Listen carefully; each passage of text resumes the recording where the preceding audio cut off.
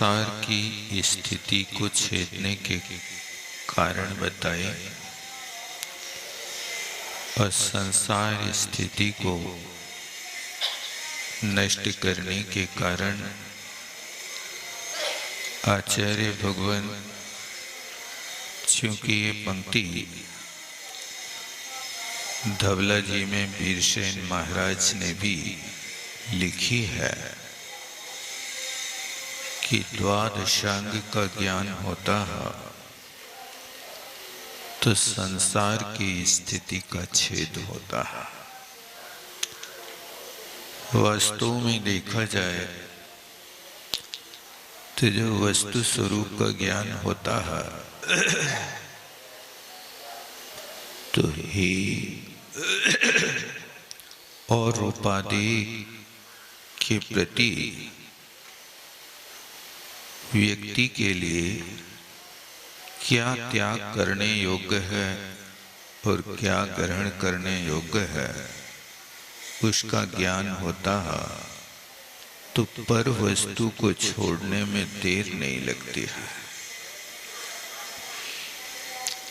इसके विषय में जीवाधिकार में आचार्य महाराज आत्मख्याति टीका में लिखते हैं कि एक व्यक्ति धोबी के यहाँ कपड़ा अपने धुलने के लिए डाल गया।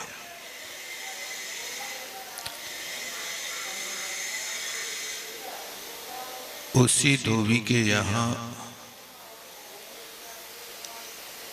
किसी दूसरे व्यक्ति ने भी अपने कपड़े धुलने के लिए दिए।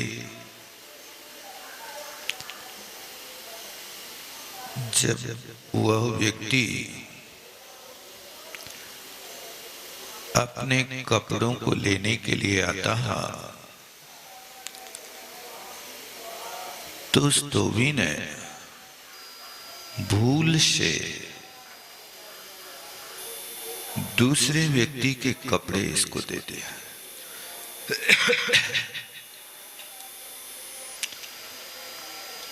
उस समय विशेष परीक्षा किए बिना उस व्यक्ति ने उन कपड़ों को स्वीकार कर लिया और जाकर के सो गया। निशंक होकर के सो रहा था। दूसरा व्यक्ति धोबी के यहाँ आया और उसने कहा हमारे कपड़े दो। तो धोबी ने जब उसको कपड़े दिए तो उसने कहा कि ये कपड़े तो हमारे नहीं हैं। तो धोबी ने कहा भैया चूक हो गई, आपके आने के पहले आपके कपड़े वो भैया ले गया। वो देखो उस वृक्ष के नीचे सो रहा है, आप उससे अपना कपड़ा ले लो। और वो व्यक्ति गया, उसको जगाया और उससे कहा कि भैया ये कपड़ा मेरा है। तो उसने कहा नहीं,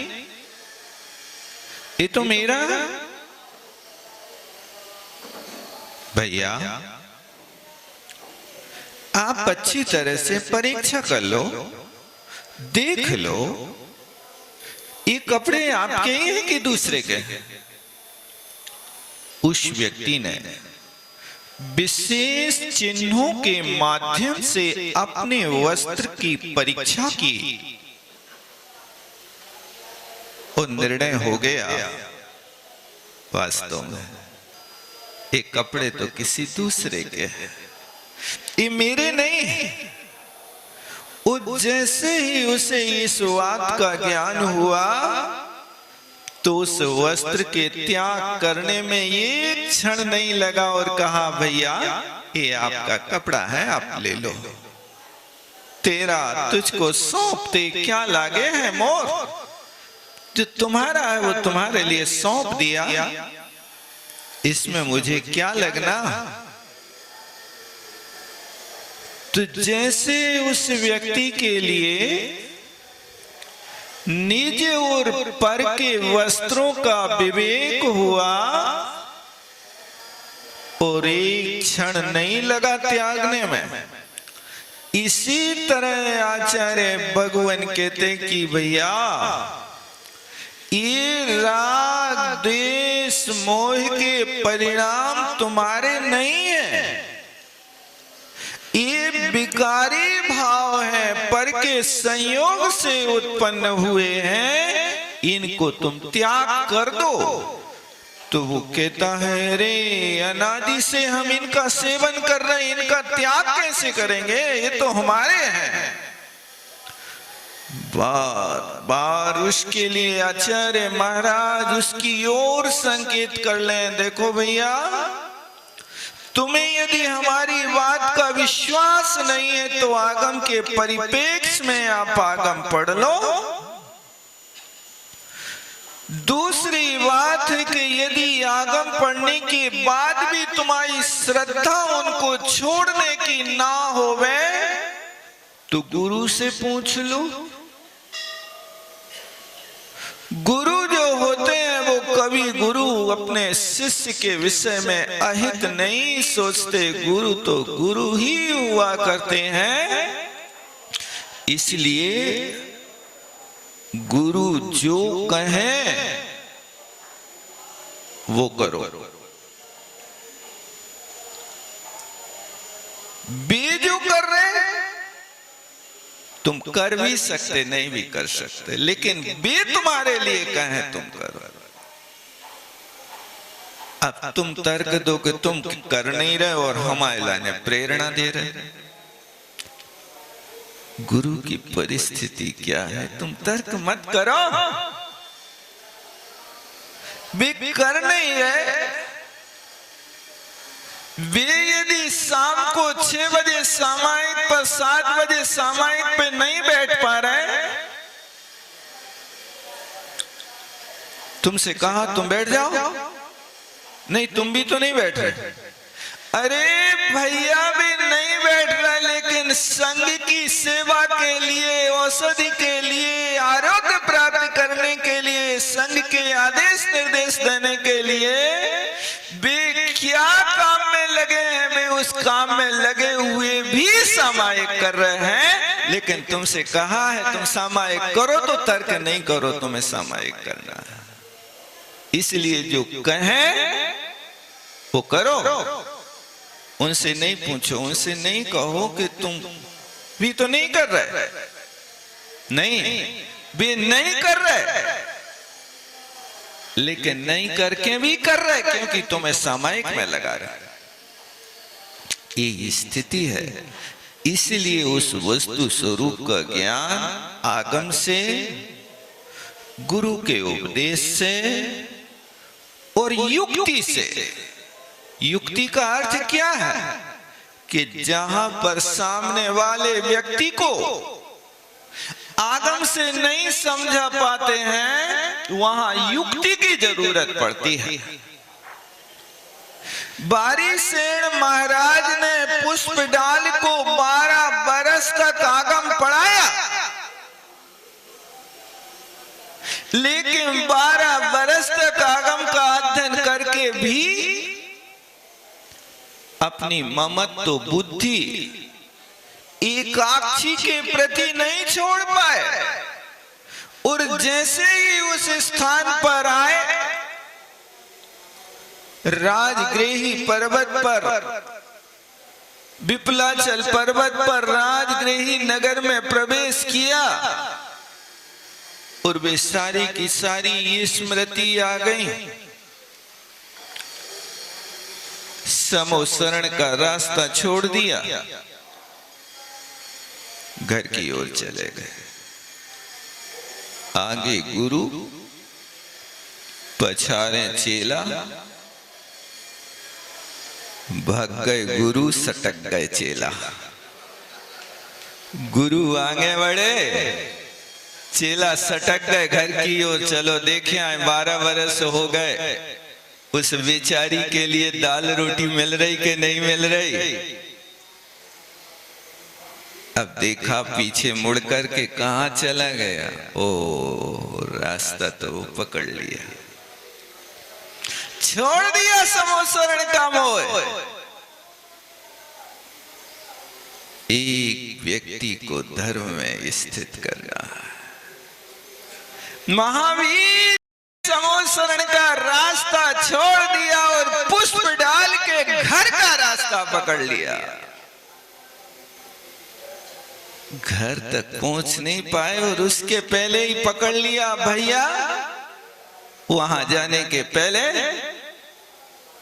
राजमहल चलो, और राजमहल में ले जा करके राजघराने की जो देवांगना की तरह 32 रानियां थीं बारी सेड़ की। मां से कहा उन सबको सजा के ले आओ। और मां तो अंदर से घबरा गई कि क्या हो गया इसको। लेकिन गुरु ने जो कहा वो करो, लाके खड़ा कर दिया। और वहां पर पुष्प डाल से कहते, भैया यदि तुम्हें गृहस्थी ही बसाना है, घर की राजसुख भोगना है, तो फिर इनको ले लो।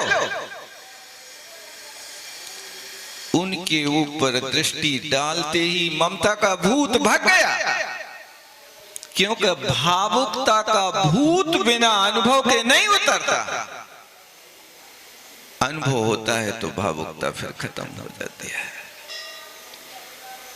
आज सच्चा वैराग हुआ, अब घर की ओर नहीं, अब चलो भगवान बारी से महाराज, अब समोसरण की ओर चलता है। 12 वर्ष आगम से समझ में नहीं आया, और एक क्षण की युक्ति ने मिथ्यात्व के भूत को भगा दिया, और बे जा करके आज भगवान के शरण में बैठ करके भगवान की आराधना कर रहे हैं। इसलिए आगम से, गुरु के उपदेश से, युक्ति से, और चौथी बात सुसंवेदन से। स्वयं अनुभव कर लो। किराने की दुकान पे जाते हो, गुड़ खरीदते हो, गुड़ खरीदने के पहले लोग कलर देख लेते हैं। कैसे कलर का चाहिए है गुड़? काला चाहिए कि सफेद चाहिए कि सुनहरा चाहिए? सब जानते हैं खरीदने वाले। काला भी बिकता है, लेकिन वो काला कभी ज्यादा दाम देके चला जाता है। काला गुड़ काला बाजारी में बिक जाता है। जो ज्यादा काला है ना, वो बनिया उठा के गुड़ की परिया पीछे रख देता है। और प्रसूति गृह में आने वाले जब लोग विश्वार खरीदने आते हैं, तो वो काले गुड़ को कहते, भैया प्रसूति वालों को तो ये पुरानो गुड़ खिलाओ जाते, और जो सबसे महंगो रहते। वो भी सोचता है भैया ओल्ड इज गोल्ड, अच्छा है यही खरीदो। इसलिए कलर देख लिया, चख लो, खा के खरीदते ना। तो गुड़ खा के खरीद ले मतलब क्या है? सुसंवेदन कर रहे हैं। आप अपनी जिह्वा से स्वयं पूछ लो कि ये खाने के योग्य है कि नहीं है। इसी तरह यहाँ पर भी राग देश ग्रहण करने के योग्य हैं कि दर्शन ज्ञान चारित्र ग्रहण करने के योग्य हैं। इसको आप सुसंवेदन कर लो, गुड़ की तरह चख लो। फिर यदि तुम्हें समझ में आए कि राग देश मोह मीठे हैं कि दर्शन ज्ञान चारित्र मीठे हैं, फिर दोनों को खरीद लेना। क्या अच्छा लगा? राग देश अच्छा लगा? रखो अपने पास, उसको खरीदना नहीं पड़ता, क्योंकि खेत में खरपतवार तो बिना बोई पैदा होती है, फसल को बोना पड़ता है। रत्नात्रय की फसल के लिए संभाल के रखना पड़ता है। इस तरह ये चार चीजों के माध्यम से आप स्वयं अनुभव कर लो। इसलिए यहाँ कहा कि ये आपको देखना तो द्वादशांग का ज्ञान करो और उसी में तीव्र भक्ति करो। तीव्र भक्ति का अर्थ क्या है कि ज्ञान की रुचि होती है तो कहते हैं चार काम करो। तद्ब्रूयात्, तत्परान् प्रच्छेद, तत्परो इच्छेद। ये चार चीजें हैं। ज्ञानी व्यक्ति ज्ञान की ही बात करता है। तद्ब्रूयात् बोलो तो ज्ञान की बात करो, दूसरी बात नहीं करो इधर उधर की। समय बचाओ, समय को बर्बाद मत करो। सामने वाला व्यक्ति आए आपके पास तो वो 2 मिनट के लिए आया तो कुछ सीखने मिल जाए, ऐसी कोशिश करो तो बहुत अच्छा। एक व्यक्ति था भाई साहब, बहुत गरीब था, हैंडीकैप था, बैसाखी से चलता था। वो काम क्या करता था? जूतों पे पॉलिश करता था।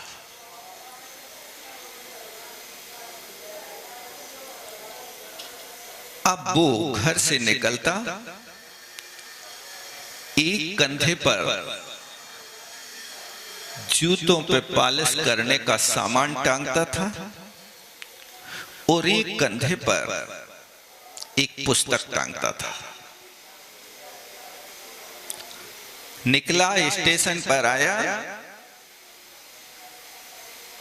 और ग्राहक से पूछा, बाबूजी पॉलिश, बाबूजी पॉलिश, बाबूजी पॉलिश। जिसने स्वीकार कर लिया, ठीक है कर दो पॉलिश। पात साय के साथ बैठता, अपने थैले को नीचे उतारता और सबसे पहले उस थैला को खोलता जिस थैला में पुस्तक होती है। बाबूजी आप इसको पढ़ो, और उस व्यक्ति को उसमें लगा देता पुस्तक पढ़ने में। अभी यहां पर अपना सामान खोलता, जूतों पे पॉलिश करता, वो पॉलिश हो जाता तो फिर वो उनको देख करके बैठ जाता। तो मैं और देर पढ़ना, पुस्तक पढ़ते रहो, कोई बात नहीं। एक व्यक्ति ट्रेन में बैठा, ये देख रहा था कि आजीविका के लिए पॉलिश करना तो समझ में आता है, पेट भरने के लिए, लेकिन ये व्यक्ति लंगड़ा होकर के भी पुस्तक टांग के फिरता है और जैसे ही अपने काम में लगता है वैसा सामने वाले को पुस्तक पढ़ने को दे देता है। इसका रहस्य क्या है? उस व्यक्ति से रहा नहीं गया, वो नीचे उतर करके आया और पूछा, भाई साहब आजीविका के लिए काम करना तो समझ में आ रहा, लेकिन आप पुस्तक टांगे फिरते हो, इसका रहस्य क्या है? उसने कहा, भाई साहब इसमें रहस्य है। बताओ ना। सबसे पहली बात तो यह है कि इस पुस्तक में 100 बातें अच्छी लिखी हैं, 100 बातें अच्छी लिखी हैं और उन्होंने अच्छी 100 बातों में से व्यक्ति कम से कम 2-4 बातें तो ग्रहण कर ही लेता है। अब जब तक मैं पालिश करूंगा तब तक वो कुछ सीख लेगा, हमारा समय बर्बाद नहीं करेगा। वो खाली खड़ा रहेगा तो हमसे बतियाएगा, बातें करेगा, और वो बातें करेगा तो हमारा काम देरी से होगा। ये भी तो एक कारण है कि कोई भी बातें करेगा तो काम जल्दी थोड़ी कर पाओगे। काम हमारा देरी से होगा, हमें ज्यादा समय लगेगा, हमारी कमाई कम होगी, दूसरी चीज के फालतू रहेंगे तो कोई की निंदा और प्रशंसा होगी। इसलिए हम नहीं चाहते कि कोई की निंदा करें, हम नहीं चाहते कि कोई की निंदा सुने। हम तो परमात्मा से प्रार्थना करते कि हे भगवान इतनी कृपा करना कि कभी किसी के दोष न कान से सुनूं, न दोष जुबान से कहूं, और कभी भी मैं किसी प्रकार के किसी दोष कहने के लिए लालायत ना हूं। ऐसी मैं परमात्मा से प्रार्थना करता हूं। इसलिए वो दोषों से बच गया, वो 4 बातें सीख गया, काम हमारा जल्दी हो गया, उसका समय भी बर्बाद नहीं हुआ।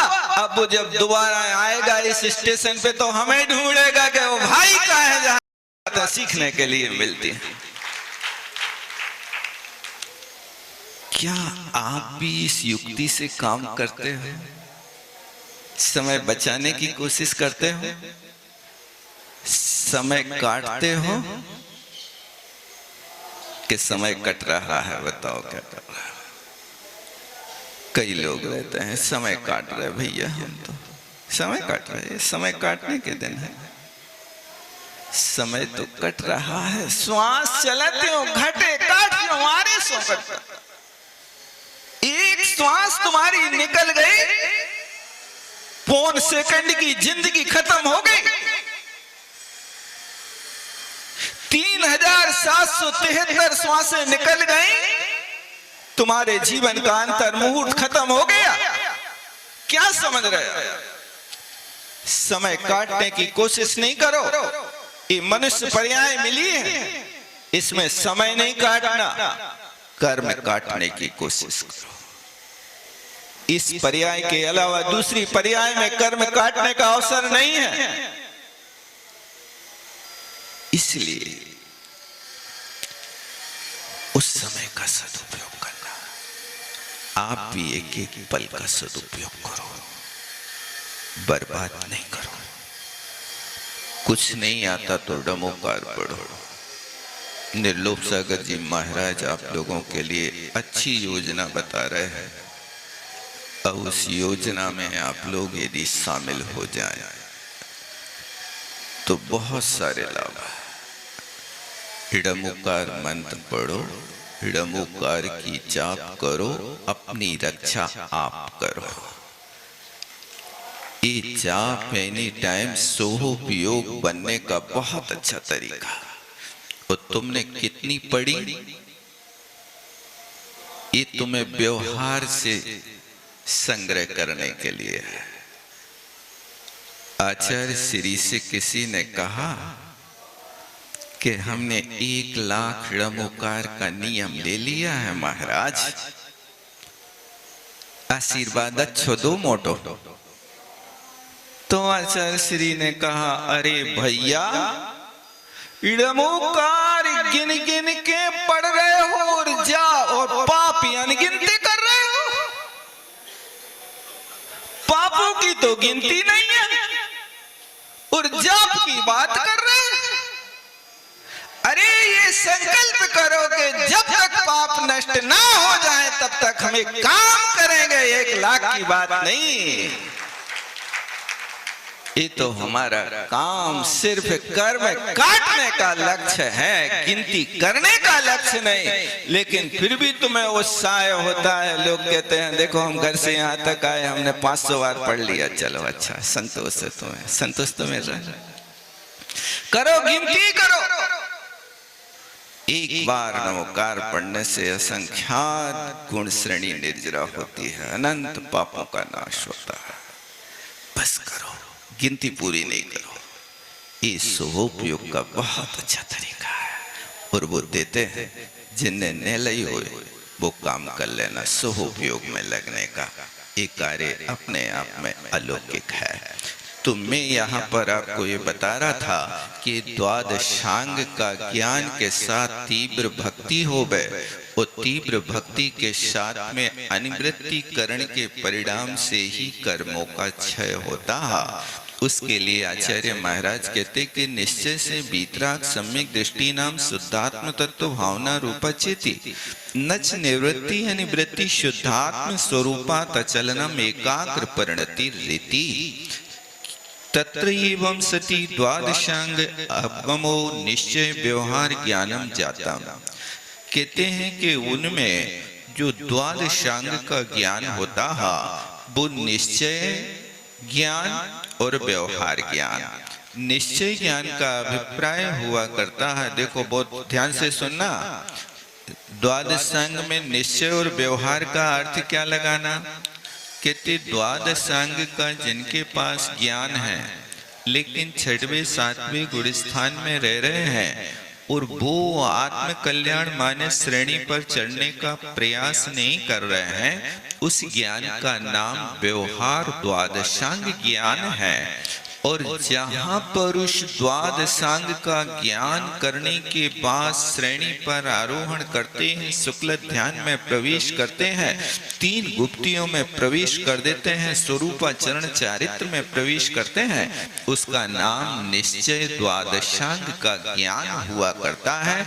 इस तरह से निश्चय और व्यवहार, निश्चय जो होता है अपने लिए होता है, व्यवहार जो होता है अपने और पर के लिए होता है। इसलिए अपने जीवन में इतनी चीजें याद करो, उपदेश कम आचरण ज्यादा करो।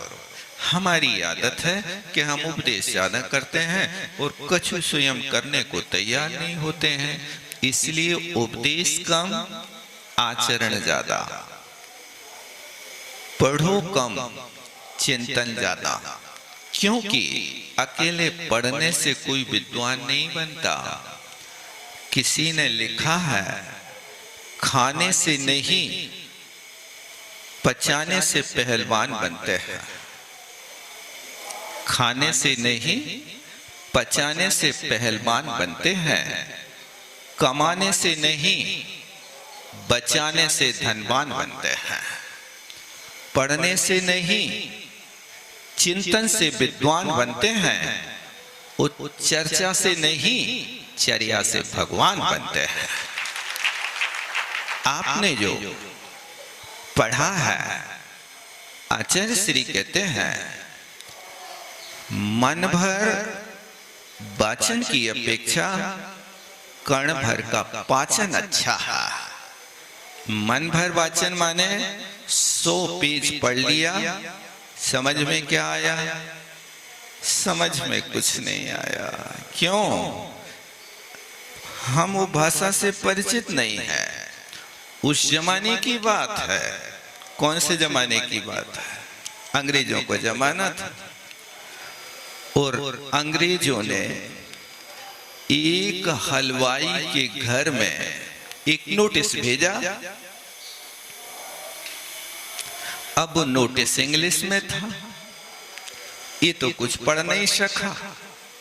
पत्र आया और पत्र को खोल करके देखा और फिर उसके बाद उसके नीचे लिख दिया, पत्र के नीचे सूचना पाई, समझ में कछु नहीं आई। सूचना पाई, समझ में कछु नहीं आई। दस्तखत निहाल चंद हलवाई। इसी तरह जिनवाणी मां तुम्हारे सामने आई, सूचना पाई, बुद्धि में कछु नहीं आई। क्यों? ये तो ठहरे बुद्धू राम भाई, यहां कुछ समझ में नहीं आती है, समझने की कोशिश नहीं करते हो, पढ़ने का दस्तूर करते हो। आप दस्तूर की अपेक्षा चिंतन करने की कोशिश करो, बार बार अभ्यास करो। कोई वस्तु कठिन नहीं होती है, सब समझ में आती। दुनिया के कठिन से कठिन काम कर लेते हो, यहां 7 तत्वों की बात याद नहीं होती है। सारे दुनिया के काम बड़े बड़े पहाड़ खोद के फेंक देते हो, जहां देखो वहां पहुंच जाता बंजी करने के लिए पहाड़ों के बीच में, और इतनी होशियारी करता कि गंजों के बीच में भी कंगी बेच के आ जाता है। लेकिन 7 तत्वों में से कहो भैया, इनमें से असो तत्व के स्वरूप को समझ, अपन से नहीं आज समझ में। कब समझोगे? ये अवसर है। इसके लिए यहाँ ये निश्चय और व्यवहार, ये द्वादशांग हुआ करता। भक्तिस्तु निश्चय व्यवहार सम्यक तुम जाता। भक्ति क्या है? देखो, सिर्फ इसका नाम भक्ति नहीं कि हम मंदिर गए और भगवान के यहाँ मुट्ठी भर चावल चढ़ाए, माथे पे चंदन लगाओ, आंखें गीली करी और चलते बने, हो गई भक्ति।